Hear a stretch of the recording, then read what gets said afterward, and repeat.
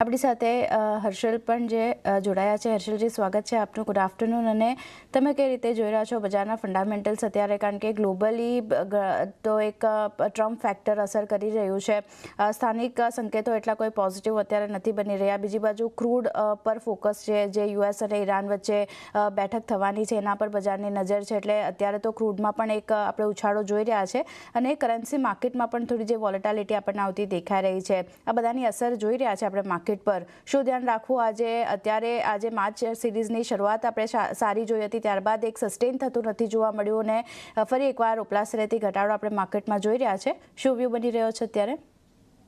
Good afternoon. પહેલા તો બધા વ્યુઅર્સની અને તમને થેન્ક યુ સો મચ મને બોલાવવા માટે.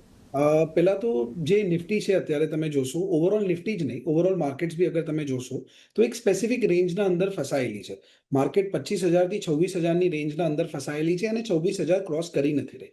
તમે ઇન્ડિયન માર્કેટ્સને ટેકનિકલી ગ્લોબલ માર્કેટ સાથે કમ્પેર કરી જ ન શકો, કેમ કે ગ્લોબલ માર્કેટે લાસ્ટ એક વર્ષના અંદર ઘણું સારું પરફોર્મન્સ આપ્યું છે. સપ્ટેમ્બર 2024માં જે માર્કેટનું ટેમ્પરરી હાઈ લાગ્યું હતું, એના પછી બધા માર્કેટ્સે એનું ઓલ ટાઈમ હાઈ તોડીને એક નવું હાઈ બનાવી દીધું છે. નિફ્ટી એકલું સ્ટ્રગલ કરી દીધું કેમ કે આપણા ઉપર ઘણા બધા ઇન્ટરનલ ફેક્ટર્સ બી હતા કે આપણું વેલ્યુએશન બહુ ઉપર હતું, ઇન્ડિયા યુએસની ટ્રેડ ડીલ નહોતી ને એના રિગાર્ડિંગ અનસર્ટેનિટીઝ હતી. બટ ઓવરઓલ લાસ્ટ 1-1.5 વર્ષની અંદર અગર તમે જોશો તો આપણા કંપનીઝે બહુ સારા રિઝલ્ટ આપ્યા છે. ઇન્ડિયા યુએસની ટ્રેડ ડીલ સાઇન થઈ ગઈ છે અને એને છોડીને બીજા બધા બી ઘણા પોઝિટિવ ફેક્ટર્સ છે, જેવી રીતના તમારું ઇન્ડિયા, યુરોપ ને ઘણા બધા આજુબાજુમાં ટ્રેડ ડીલ સાઇન થઈ ગયું છે. ઇન્ટરનલી આપણે બહુ આપણું કન્ઝમ્પશન એકદમ પ્રોપર છે, એવરીથિંગ ઇઝ ઓકે. અત્યારે જે મને લાગે છે જે માર્કેટ કરન્ટલી સાઇડવેઝ છે, જે અત્યારે ઓવરહેંગ છે, એ છે ઈરાન અને યુએસના વોરના અંદર. ઈરાનના આજુબાજુમાં યુએસનું બહુ મોટું મિલિટરી બિલ્ડઅપ થઈ ગયું છે અને any time a war can trigger. એ લોકો એકદમ લાર્જ સ્કેલ નેગોસિએશનના અંદર છે. ઈરાનને યુરેનિયમને પ્રોસેસ કરવું છે અને યુએસને નથી જોતું કે પ્રોસેસ કરે. તો જ્યાં સુધી એ લોકો કોઈ ડીલને સાઇન નહીં કરે, પાછું હું જેવી રીતના હર વખતે કહું કે માર્કેટ્સને નેગેટિવ ન્યૂઝથી પ્રોબ્લેમ નથી, માર્કેટ્સને અનસર્ટેનિટીથી પ્રોબ્લેમ છે. અગર યુએસે ઈરાન પર અટેક કરી નાખ્યું, એક બે હફતો માર્કેટ પડશે, જેવી રીતના રશિયા યુક્રેન પર કર્યું, માર્કેટ પડી, વી મૂવ ઓન. બટ જ્યાં સુધી અનસર્ટેનિટી રહેશે, જ્યાં સુધી આ બિલ્ડઅપ થતું રહેશે, ત્યાં સુધી માર્કેટ્સને એક ડર બનેલો રહેશે અને માર્કેટ્સના અંદર અનસર્ટેનિટી માર્કેટ્સને ગમે નહીં. તો ઓવરઓલ માર્કેટ એક સાઇડવેઝ ઝોનના અંદર વયું જશે જ્યાં સુધી આ ઈરાન અને યુએસનું પ્રોબ્લેમ સોલ્વ નહીં થાય. પણ અગર તમે સ્ટ્રક્ચરલી પાછળ જોશો તો તમને આ એક બહુ સારી ઓપોર્ચ્યુનિટી આપી રહ્યું છે, કેમ કે ઈરાન અને યુએસના કારણે ઇન્ડિયાને કોઈ બહુ મોટો વોરના અંદર પ્રોબ્લેમ થવાનું નથી. કેમ કે આપણે જે બી ક્રૂડ ઓઇલ લઈ રહ્યા હતા એ રશિયાથી લઈ રહ્યા હતા અને આપણે ઈરાનથી ક્રૂડ ઓઇલ બહુ ખાસું લઈ નહોતા રહ્યા. પણ ઓવરઓલ તમે જોશો તો ક્રૂડ ઓઇલના પ્રાઇસના અંદર એક ઉછાલ આવ્યો છે. That is also because of કે યુએસ અને ઈરાનના વચ્ચે અત્યારે ટેન્શન્સ ચાલી રહ્યા છે.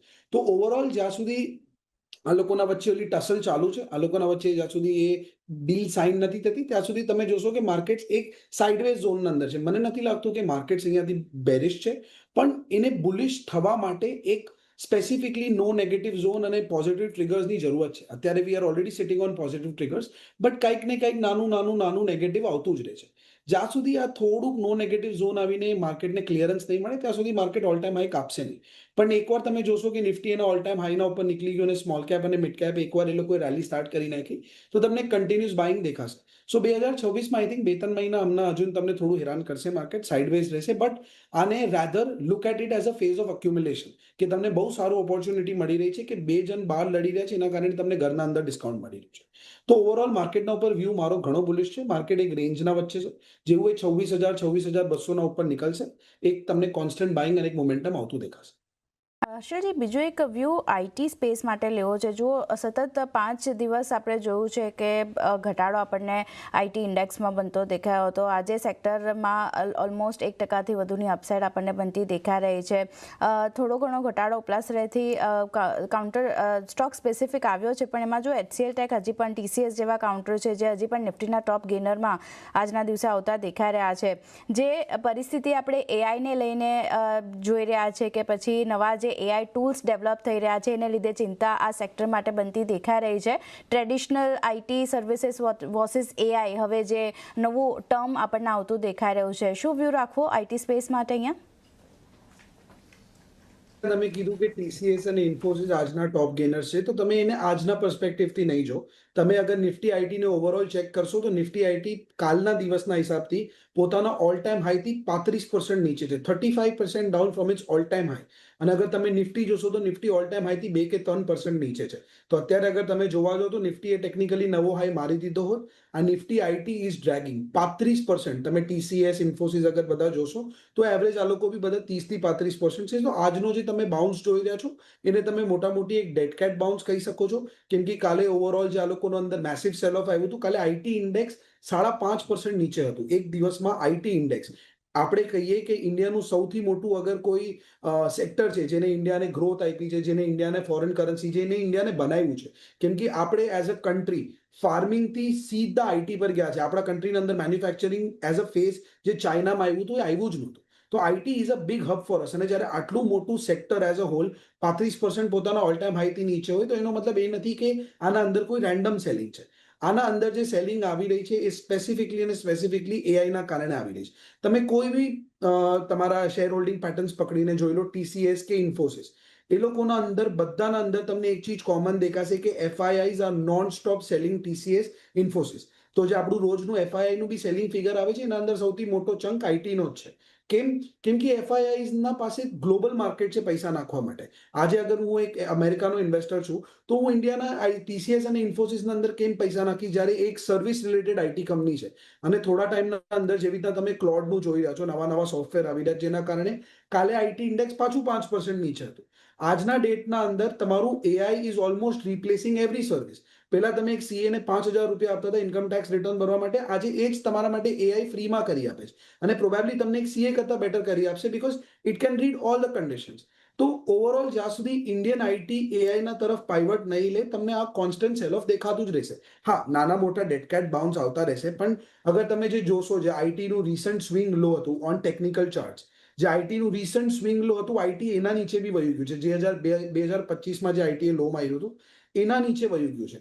સો ઓવરઓલ મારા હિસાબથી નાના મોટા ડેડકેટ બાઉન્સ આવતા રહેશે, બટ આ એક સેલોન રાઇઝ જ છે. અને એને છોડીને અગર તમે યુએસડી આઈએનઆર ને જોશો તો યુએસડી આઈએનઆર અત્યારે ઇન્ફ્લેટેડ છે, બીકોઝ ઓવરઓલ ઇન્ડિયાની યુએસ સાથે ટ્રેડ ડીલના અંદર હજુ બી વાત ચાલી રહી છે. જેવું તમારું યુએસડી આઈએનઆર કુલ ઓફ થઈને 85, 86 આવી ગયું, આઈટી કંપનીઝને ઓર પ્રોબ્લેમ થવાની ચાલુ થઈ જશે, કેમ કે આ લોકોના જે યુએસના રેવન્યુ છે એ ફોરેન એક્સચેન્જ રિઝર્વ્સના કારણે ઓર એલિવેટ થઈને આવી રહ્યા હતા. હવે તમે જોશો જેવું આ 85, 86 આવી ગયું, તમને આના અંદર ઓર સેલ ઓફ આવતો દેખાશે. તો ઓવરઓલ મારો પર્સનલ વ્યૂ આઈટી કંપનીના ઉપર બેરિશ જ છે. હું અત્યારે અંદર આટલી જલ્દી જમ્પ નહીં કરું જ્યાં સુધી કોઈ એક સ્પેસિફિક એઆઈ રિલેટેડ આ લોકો પાઇવટ નથી લઈ રહ્યા, યા તમે બહુ સિલેક્ટિવ રહેવું પડશે કે કોઈ કંપની તમને જે દેખાય છે આઈટીના તરફ પાઇવટ લઈ રહ્યું છે એના અંદર તમે જઈ શકો છો. પણ ઓવરઓલ સેક્ટરમાં થોડો ટાઈમ સુધી વેટ એન્ડ વોચનું જોલું રહેશે.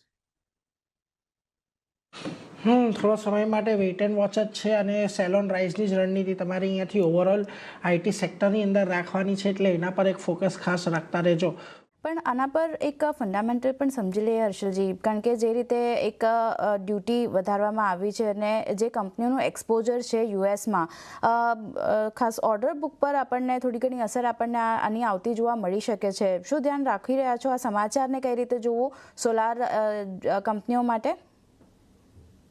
જે ન્યૂઝ આવી છે એના અંદર તમે ખાલી આ એંગલ જોઈ રહ્યા છો કે જે લોકોનું યુએસના અંદર એક્સપોઝર છે એ લોકોને નુકસાન થઈ રહ્યું છે. પણ આના અંદર ખાલી એ જ એંગલ નથી કે જે લોકો યુએસને એક્સપોર્ટ કરે છે એનું નુકસાન છે. તમે પહેલા તો જ્યારે 125% ટેરિફ લગાડી દીધું યા ડ્યુટી લગાડી દીધી, એના પછી ટેકનિકલી તો તમારી યુએસ માટે માર્કેટ ખતમ જ થઈ ગઈ. તો જે લોકોનું યુએસના ઉપર બહુ મોટું એક્સપોઝર હતું એ લોકોને તો સેલ કરવામાં પ્રોબ્લેમ આવવાની જ છે. પણ એના સાથે તમે અગર સમજશો તો ઇન્ડિયાએ બહુ વાસ્ટ કેપેસિટીઝ બનાવીને રાખી છે સોલાર્સ માટે. હવે પ્રોબ્લેમ શું છે કે મારી જે ડિમાન્ડ હતી જે યુએસના અંદર જતી હતી એ ખતમ થઈ ગઈ, અને મારા પાસે અચાનકથી ડોમેસ્ટિક સપ્લાય વધી ગઈ. તો હવે જ્યારે મારા પાસે ડોમેસ્ટિક સપ્લાય વધી ગઈ તો એના કારણે શું થશે કે પ્લેયર્સ ઇન્ટરનલી ફાઇટ કરશે અને પોતાનું માર્જિનને ઓછું કરીને સસ્તામાં વેચવાની ટ્રાય કરશે, તાકી એ લોકો જે બી પ્રોડ્યુસ કરે છે, એ લોકોની જે બી કેપેસિટીઝ છે એ લોકોમાંથી માલ બનતું રહે અને એ લોકોનું સપ્લાય ચાલતું રહે, તાકી એ લોકોના ફિક્સ કોસ્ટ નીકળતા રહે. હવે આના કારણે શું થશે, જે ઇન્ડિયન સોલાર કંપનીઝ છે એ લોકોના વચ્ચે એક ઇન્ટરનલ ફાઇટ ચાલુ થઈ જશે કે ભાઈ હું મારું માર્જિન ઓછું કરું છું, મારું પ્રાઇસ ઓછું રાખું છું, તાકી મારું માલ વધારે વેચાય. તમે જોશો તો યુએસના તરફથી કોઈ ડિમાન્ડ પ્રોબ્લેમ નથી, યુએસને તો રિન્યુએબલ કરવું જ છે, પણ યુએસને જોઈએ છે કે ભાઈ મારા દેશના અંદર આવીને રેન્ડમલી લોકો ડમ્પિંગ કરીને ન વયા જાય સોલાર પેનલ્સને, સોલાર મોડ્યુલ્સને. સોલાર સેલ્સ અને મોડ્યુલ્સની, એમ સોરી. તો ઓવરઓલ તમને આના અંદર હમણાં તો આ તમને શોર્ટ ટર્મ ઇફેક્ટ દેખાયો છે કે જે યુએસનો અંદર 125%નું ટેરિફ લાગી ગયું એના કારણે 10%નું, પણ આનું તમને રિપલ ઇફેક્ટ આગળના 3-4 ક્વાર્ટરમાં આવતું દેખાશે. કેવી રીતના? કેમ કે આ લોકો પોતાની માર્જિન ઓછી કરી નાખશે ને હવે અચાનકથી તમને આ લોકોના પ્રોફિટેબિલિટીમાં બી ડ્રોપ આવતું દેખાશે.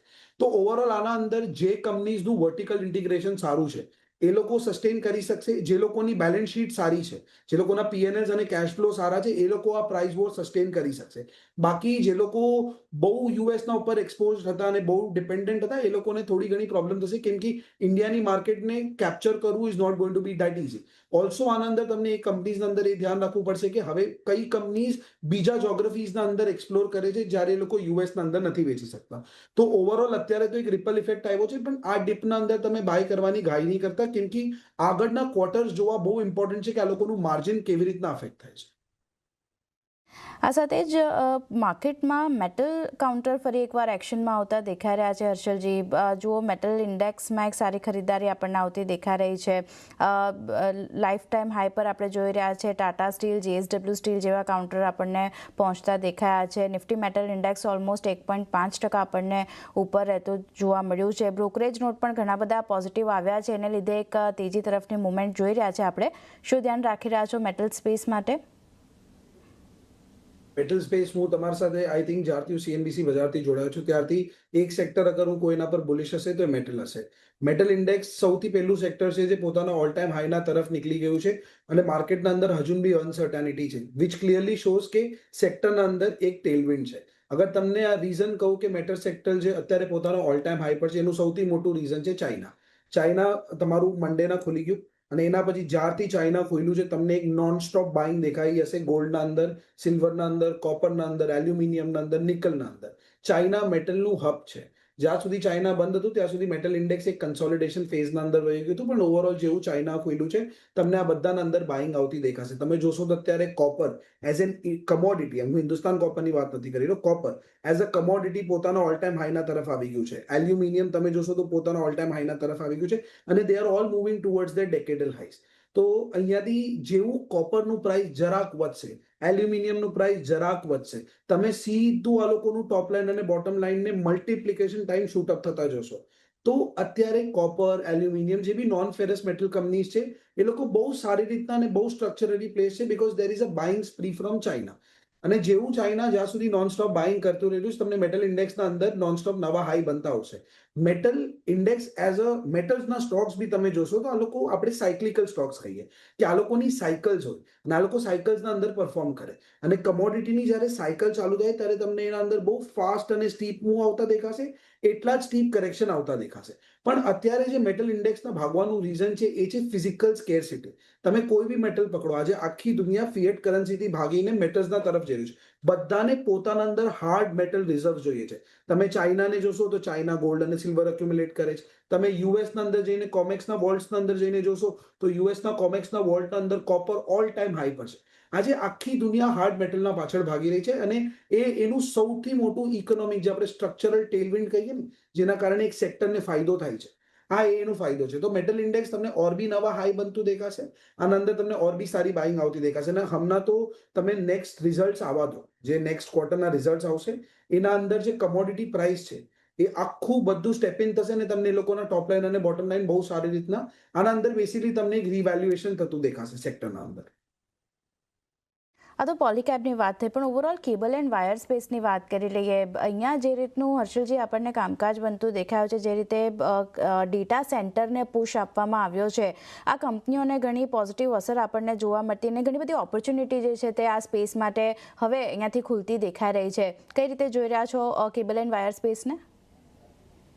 જે ડેટા સેન્ટરનું તમે પોઈન્ટ રેઝ કર્યું ઇઝ વેરી ફેર. એના કારણે તમારા કેબલ્સની ડિમાન્ડ વધતી જ જવાની છે અને ઓવરઓલ બી તમે જોશો તો આ જે સેક્ટરના અંદર કંપનીઝ છે, પોલીકેબ છે, અપાર છે, આ લોકો they are doing fundamentally great, they have great managements. આ તમારા પોર્ટફોલિયોના એવા સ્ટોક્સ હોઈ શકે કે તમે એક સર્ટન પર્સન્ટેજ આના અંદર એલોકેટ કરીને મૂકી દો અને આ તમને કન્સિસ્ટન્ટલી કમ્પાઉન્ડ કરીને આપતા રહે. અપાર ઇન્ડસ્ટ્રી બી તમે જોશો તો આઈ થિંક 2024નો સ્ટાર વિનર હતો, એને બહુ મલ્ટીફોલ્ડ રિટર્ન્સ આપ્યા. પોલીકેબના અંદર બી વચ્ચે એકાદ વાર ડીપ આવી હતી કોઈ નેગેટિવ ન્યૂઝના કારણે અને એના પછી પોલીકેબ હેઝ હેઝ પરફોર્મડ એક્સેપ્શનલી. આ લોકો ક્વાર્ટર ઓવર ક્વાર્ટર રિઝલ્ટ બહુ સારા નાખતા રહે. તમને બસ ખાલી ધ્યાન રાખવાનું છે કે જે ક્વાર્ટર આ લોકોએ કોઈ ખરાબ પરફોર્મન્સ નાખ્યું કંપનીના લેવલ પર નહીં, બટ કોઈ ગ્લોબલ પ્રોબ્લેમના અંદર કે કોઈ કમોડિટીનો પ્રાઇસ વધી ગયો ને એક્સટર્નલ ફેક્ટર્સના વજહથી જે જે ક્વાર્ટરમાં આ લોકોનું રિઝલ્ટ ખરાબ આવ્યું એ ક્વાર્ટરનો તમે ફાયદો ઉચકીને ડિપના અંદર આ લોકોને હંમેશા એક કન્સિસ્ટન્ટ કમ્પાઉન્ડર્સની જેમ તમારા પોર્ટફોલિયોમાં એડ કરી શકો છો.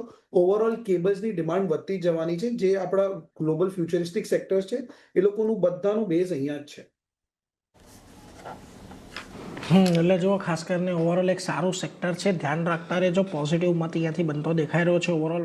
પણ આ સાથે જ જો કોમોડિટીઝમાં ગોલ્ડ સિલ્વરની વાત કરી લઈએ હર્ષલજી, કારણ કે ઘણી મોટી રેલી આપણે બંને કોમોડિટીઝમાં જોઈ છે. ઇન્ટરનેશનલ માર્કેટમાં જે રીતે કિંમતો આપણને પહોંચતી દેખાઈ રહી છે બંનેમાં, એક સોનામાં તો આજે ઓલમોસ્ટ 2% વધુની અપસાઇડ આપણે જોઈ છે, ચાંદીમાં પણ 2% વધુની ખરીદદારી. અને જ્યારે ફાઇનાન્સ મિનિસ્ટર સોમવારે તેમણે આના પર ખાસ કરીને સોનાની કિંમતો પર તેમણે નિવેદન આપ્યું હતું કે જે દુનિયાભરની સેન્ટ્રલ બેન્કો ગોલ્ડ ખરીદી રહી છે એને લીધે ભાવમાં આપણને વધારો થતો દેખાઈ રહ્યો છે. પણ કઈ રીતે જોઈ રહ્યા છો? કારણ કે હવે સોલાર મેન્યુફેક્ચરર્સ તરફથી કોપરને બદલે ચાંદીની ડિમાન્ડ વધી રહી છે અને જે રીતે એઆઈ અને ઈવી સેક્ટર તરફથી પણ આપણે જોઈ રહ્યા છે કે ડિમાન્ડ વધતી દેખાઈ રહી છે, એને લીધે સિલ્વરના ભાવ વધી રહ્યા છે. સોનામાં પણ ઓલ ટાઈમ હાઈના સ્તરની પાસે કામકાજ. શું વ્યૂ કોમોડિટીઝમાં ગોલ્ડ સિલ્વર માટે?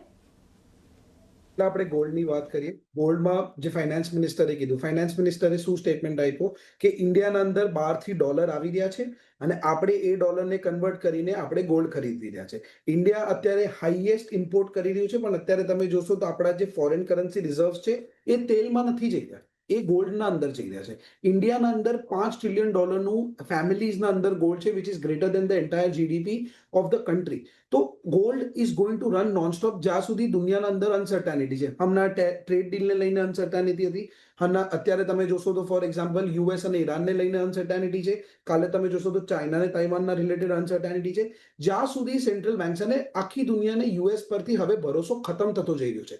વી are moving towards an era of de dollarization કે ભાઈ મને મારા રિઝર્વ્સના અંદર યુએસને ટ્રેજરી બિલ્સ નથી હોલ્ડ કરવા, કે કાલે જઈને હું કોઈ વોરના અંદર એન્ટર થઈ ગયો અને યુએસએ મારા ટ્રેજરી બિલ્સને બ્લોક કરી નાખ્યા તો મારા દેશનું ફોરેન રિઝર્વ બ્લોક થઈ જશે. ગોલ્ડ તો શું છે, તમે રાતે આપણા ઇન્ડિયામાં સેવિંગ છે કે તમે રાતે 12 વાગે બી ગોલ્ડ જઈને વેચો તો તમને પૈસા મળી જશે. So gold is always considered to be one of the hard liquid assets કે જે વેલ્યુ સ્ટોર કરીને તમારા માટે રાખી શકે. તો ગોલ્ડની ડિમાન્ડ જ્યાં સુધી દુનિયાના અંદર કેઓસ છે, સેન્ટ્રલ બેન્ક્સ બાય કરતી રહેશે. ને હવે તો તમને ફાઇનલી રિટેલનું સ્પ્રી આવતા દેખાવ છે. તમને ગોલ્ડના ઇટીએફના અંદર જે આપણે વાત કરી હતી લાસ્ટ ટાઈમ, ગોલ્ડના ઇટીએફનો ડેટા હવે તમને કહી રહ્યો છે કે ફાઇનલી રિટેલર્સ બી ગોલ્ડના અંદર આવતા જઈ રહ્યા છે. અગર તમે સિલ્વરની વાત કરશો તો સિલ્વરનું ભાગવાનું રીઝન અલગ છે, એના અંદર ફિઝિકલ શોર્ટેજ છે. તમને એકદમ સિમ્પલ ભાષામાં કહું તો અત્યારે ચાઇનાના 2 વોલ્ટ્સના અંદર શેંઘાઈ ગોલ્ડ એક્સચેન્જ અને SHFE મળાવીને ટોટલ 8 લાખ કિલો સિલ્વર પડ્યું છે લોકો પાસે. અને અગર તમે ખાલી કોમેક્સની વાત કરશો, કોમેક્સના અંદર અત્યારે માર્ચ મહિનામાં ફ્યુચર્સના અંદર 200 મિલિયનનો ઓપન ઇન્ટરેસ્ટ એટલે 200 મિલિયન આઉન્સીસ ફિઝિકલ ડિલિવરી માટે ઊભા છે અને સામે કોમેક્સ પાસે ખાલી 87 મિલિયન આઉન્સીસ આખા વોલ્ટના અંદર 87 મિલિયન આઉન્સીસ છે ડિલિવર કરવા માટે. તો તમે અત્યારે જોવા જશો તો 2.5 ટાઈમ વધારે બાયર ઊભા છે જેટલું ફિઝિકલ સિલ્વર છે એના કરતા. તો ઓવરઓલ તમે જોશો જ્યારે બી ગોલ્ડ ભાગે સિલ્વર એને ફોલો કરે, પણ આ વખતે ગોલ્ડ અને સિલ્વરના ભાગવાના રીઝન્સ અલગ અલગ છે. ગોલ્ડ ભાગી રહ્યું છે કેમ કે દુનિયા સેફટી અને સેફ હેવનના માટે હાર્ડ મેટલ્સમાં જઈ રહ્યું છે. સિલ્વર ડબલ ભાગી રહ્યું છે કેમ કે સિલ્વરના અંદર બે પ્રોબ્લેમ છે. એક તો દુનિયા સેફ હેવન માટે ભાગી રહ્યું છે, પ્લસ સિલ્વરની ફિઝિકલ શોર્ટેજ છે. એટલે તમને સિલ્વરના અંદર જે મૂવ આવી રહ્યું છે એ ગોલ્ડથી ડબલ આવતા દેખાઈ રહ્યું છે. તમને એક સિમ્પલ ડેટા પોઈન્ટ કહું, એપ્રિલ 2025માં ગોલ્ડ ટુ સિલ્વર રેશિયો 105 હતો. એનો મતલબ શું છે કે તમારા પાસે 1 કિલો ગોલ્ડ છે, તમે એને વેચશો તો તમને 105 કિલો ચાંદી મળશે. અત્યારે ગોલ્ડ ટુ સિલ્વર રેશિયો 57 ના આસપાસ છે. એનો મતલબ છે કે તમે 1 કિલો ગોલ્ડ વેચશો, તમને એના સામે 57 કિલો સિલ્વર મળશે. તો ગોલ્ડ ટુ સિલ્વર રેશિયો આટલો ડ્રોપ થયો, સિલ્વરની વેલ્યુ ગોલ્ડના ટર્મ્સમાં ડબલથી વધારે વધી ગઈ છે. તો ઓવરઓલ ગોલ્ડ અને સિલ્વરના અંદર તમને બાઇંગ આવતી દેખાશે. અને ઓવરઓલ આ મેટલ રેલી હજુ રૂકવાની નથી જ્યાં સુધી દુનિયાના અંદર અનસર્ટેનિટી રૂકવાની નથી અને ચાઇના જ્યાં સુધી બાય કરી રહ્યું છે. અને આઈ ડોન્ટ થિંક કે અનસર્ટેનિટી અહીંયાથી જ્યાં સુધી ટ્રમ્પ છે એટલીસ્ટ 2-3 વર્ષ રૂકવાની છે. એટલે જુઓ, આ જે અનસર્ટેનિટી છે, અનિશ્ચિતતા છે, એ નથી અટકવાની અને ત્યાં સુધી તમને ખાસ કરીને સોના ચાંદીના ભાવની અંદર કોઈ આરામ જોવા નથી મળવાનો. એટલે એના પર એક ફોકસ તમારે ખાસ કરીને રાખવાનું છે. છેલ્લે એક વ્યૂ હર્ષલજી ઓટો સ્પેસ માટે લઈ લઈએ. અહીંયા ફેબ્રુઆરીમાં સારા વેચાણ આંકડા આવે એવી અપેક્ષાએ આજે એક સારી અપસાઇડ આપણને બનતી દેખાઈ રહી છે. રજિસ્ટ્રેશન ડેટા જે રીતે આપણે જોઈ રહ્યા છે, ગ્રોથ સારો એવો 2 વ્હીલર્સ 4 વ્હીલર્સમાં આપણને બનતો દેખાઈ રહ્યો છે. 3 વ્હીલર્સમાં પણ એક સારો ગ્રોથ જોઈ રહ્યા છે. શું ધ્યાન રાખી રહ્યા છો ઓટો સ્પેસ માટે જે એક ખરીદારી આપણે જોઈ રહ્યા છે આ સ્પેસમાં? પરફેક્ટ. ઓવરઓલ તમે જોશો તો ઓટો સ્પેસ જે તમને આપણે લાસ્ટ ટાઈમ બી વાત કરી હતી, જીએસટી કટ્સ થયા છે, રેટ કટ્સ થયા છે અને ઓવરઓલ ઇન્કમ ટેક્સ કટ્સના કારણે મિડલ ક્લાસના હાથમાં વધારે પૈસા છે. આ એક બેઝ રીઝન છે ઓટોનું રેલી થવાનું. તમે આના અંદર બી ઓટોના અંદર બી તમે જોઈ શકો, જ્યારે 4 વ્હીલરની અચાનકથી ડિમાન્ડ વધે ત્યારે તમને એક ઓર સજેશન આવે કે urban demand is picking up, અને જ્યારે 3 વ્હીલરની ડિમાન્ડ પકડે ત્યારે તમને એક ઓર અન્ડરસ્ટેન્ડિંગ આવે કે rural demand is picking up. તમે ઓવરઓલ જોશો તો નીચેથી લઈને ઉપર સુધી આખું કન્ઝપ્શન ગ્રો થઈ રહ્યું છે. 3 વ્હીલરના અંદર બી એટલી જ ડિમાન્ડ છે, 4 વ્હીલરના અંદર બી એટલી જ ડિમાન્ડ છે અને 2 વ્હીલરના અંદર બી એટલી જ ડિમાન્ડ છે. તો ઓવરઓલ તમે જોશો તો આ લોકોનું ડિમાન્ડ તો છે, પીપલ આર બાઇંગ, બટ એ તમને જોવું બહુ જરૂરી છે આ લોકોના રિઝલ્ટ્સના અંદર કે આ લોકો એ હેલ્ધી માર્જિન મેન્ટેન કરી શકે છે કે નહીં. કે આ લોકો બી એક પ્રાઇસ વોરના અંદર છે કે મને ભાઈ આ ગાડી આ રેન્જના અંદર 10 ઓપ્શન આવી ગયા છે તમારા પાસે. આજે તમે જોશો 10 લાખની ગાડી લેવી છે, 12 લાખની લેવી છે, 15 લાખની લેવી છે, એના અંદર 10 ઓપ્શન આવી ગયા છે. તો જ્યારે એક કોમ્પિટિશન વધી જાય, એક હેલ્ધી કોમ્પિટિશન હોય ત્યારે પ્રાઇસ વોર થાય. બટ ઓવરઓલ તમે જોશો તો ઇન્ડિયાની ડિમાન્ડ ઇન્ટરનલી ડોમેસ્ટિકલી જેટલી વધારે છે, પ્લસ ઇન્ડિયા જે ટીયર 2 કન્ટ્રીઝ છે, જેવી રીતે આફ્રિકાની કન્ટ્રીઝ થઈ ગઈ, આપણે યુએસ અને યુરોપના અંદર તો ઓફકોર્સ ગાડી એક્સપોર્ટ નથી કરતા, બટ જે ટીયર 2 કન્ટ્રીઝ છે એ બહુ મોટી માર્કેટ છે ઓટો સેક્ટરને ટેપ કરવા માટે, કેમ કે વી મેક કોસ્ટ વ્હીકલ્સ. આપણે એક સ્પેસિફિક કોસ્ટના અંદર આપણે ગાડી બનાવીએ. તો આઈ થિંક કે ઓવરઓલ ઓટો સેક્ટરની ડિમાન્ડ અહીંયાથી વધતી જ રહેશે. તમે અત્યારે તો ડોમેસ્ટિક ડિમાન્ડની વાત કરો છો, પણ હું તો એક્સપોર્ટ ડિમાન્ડને બી ગ્રો થતા જોઈ રહ્યો છું. અને ઓવરઓલ એક્સપોર્ટના અંદર તમને ઘણી સારી માર્જિન બી અંદર આવતા દેખાશે. તો ઓવરઓલ આ લોકો નેક્સ્ટ 1 કે 2 વર્ષના અંદર આ લોકોનું માર્જિન બેલેન્સ બી થઈ જશે એક્સપોર્ટ, ડોમેસ્ટિક અને એક્સપોર્ટ્સથી. તો ઓટો સેક્ટર પર વ્યૂ બુલિશ છે. 2 વ્હીલર, 3 વ્હીલર, 4 વ્હીલર એના અંદર જે એ લોકોના લીડર્સ છે, જે સ્પેસિફિકલી રિઝલ્ટ્સ નાખી રહ્યા છે, ટોપ લાઇન અને બોટમ લાઇનમાં કોન્સ્ટન્ટ તમને ગ્રોથ આપી રહ્યા છે, એ લોકો પર તમે ફોકસ કરી શકો છો. એના સાથે auto ancillaries is also performing very well, જેના અંદર ફંડામેન્ટલી બહુ સારી કંપની છે. જય ભારતમાં આઈ થિંક તમારી શ્રીરામ પિસ્ટન થઈ ગઈ, લુમેક્સની બે ગ્રુપ કંપનીઝ થઈ ગઈ, they are also doing very well. તો ઓવરઓલ ઓટો સેક્ટરના અંદર બુલિશ વ્યૂ છે. પરંતુ આ સાથે હર્ષલજી, વિરાટજી, આ બંને પાસેથી રજા લેવાનો સમય. હર્ષલજી, ઘણી બધી ચર્ચા થઈ, એ અંગેના કોઈ ડિસ્ક્લોઝર આપના? જે બી સ્ટોક્સના વારામાં મેં આજે વાત કરી છે એના અંદર મારા ફેમિલીની અને મારા કંપનીની પર્સનલ પોઝિશન હોઈ શકે. This is not a buy sell recommendation. Thank you so much મને બોલાવવા માટે.